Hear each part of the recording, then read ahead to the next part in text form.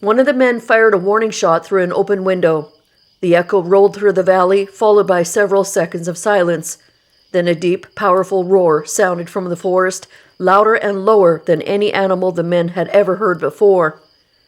After the roar, something hit the front door, hard enough to bend the metal latch and crack the frame. Another impact followed near one of the windows. The men said the pounding was so strong it felt like the walls were flexing inward.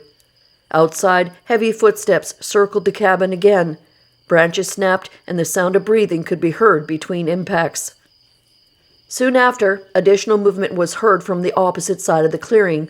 A second set of steps approached, slower but just as steady. The men realized there were two separate creatures around the cabin.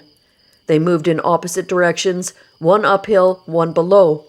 The sound of dragging wood and scraping against the wall continued as the men stayed close to the center of the room. Over the next hour, the pounding moved from wall to wall. At times, it sounded like something was striking the roof.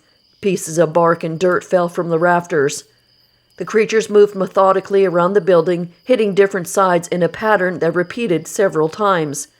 Between impacts, the men could hear low grunts and deep breathing outside the walls. The smell around the cabin became strong and unpleasant, described as a mix of wet animal fur and decay.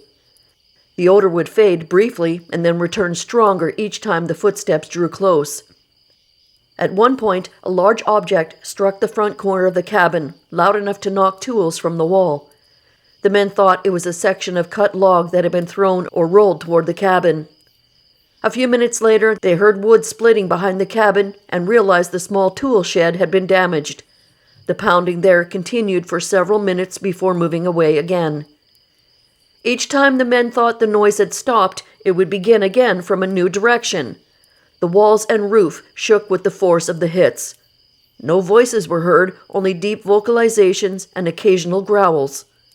One man reported hearing a series of rapid knocks on wood, 3 sharp strikes, a pause, then 3 more. The pattern repeated several times over the next few minutes. Around midnight, the activity reached its highest intensity. The back wall was hit with tremendous force, followed seconds later by 3 impacts on the front wall.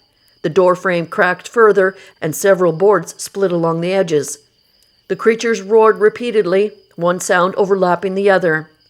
The men described the volume as strong enough to vibrate the air inside the cabin.